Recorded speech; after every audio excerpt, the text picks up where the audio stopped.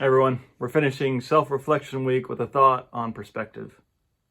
From now on, therefore, we regard no one from a human point of view. Even though we once knew Christ from a human point of view, we no longer know him in this way. So, if anyone is in Christ, there is new creation. Everything old has passed away. See, everything is becoming new. All this is from God, who reconciled us to himself through Christ, and has given us the ministry of reconciliation. That is, in Christ, God was reconciling the world to himself, not counting their sins against them, and entrusting the message of reconciliation to us. So how do you look at other people?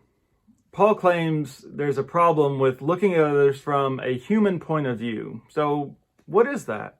Now, that phrase that was translated there, human point of view, is the word flesh that Paul often uses as a term describing our selfish side. It's a negative term. It's not about our physical bodies. It's a way of acting and living. And so to look at people in that way, it can mean a few different things. For one, do you only see others for what they can do for you? Right? It's all self-serving.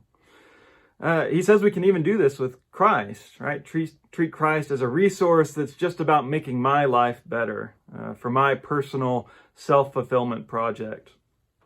Or another way to understand it is thinking about, do we only focus on the negative in other people? Do you judge them based on outward appearances?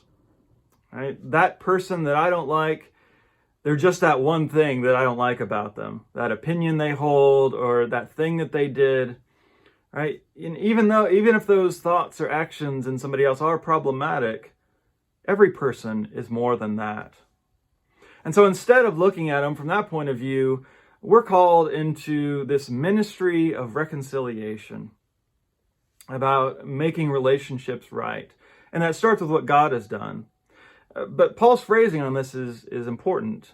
He says, God wasn't reconciling himself to the world, as the problem was that God's upset. It's that we were against God, and God didn't hold that against us. So are we willing to do the same? Are we willing to see those that are against us from God's point of view? When we can do that, when that happens, we see glimpses of a new creation, of a new world that God will bring and actually is bringing right now through Christ. When we see others and even see ourselves as God does, a little bit more of heaven comes to earth in big and small ways. That's our ministry. That's our call.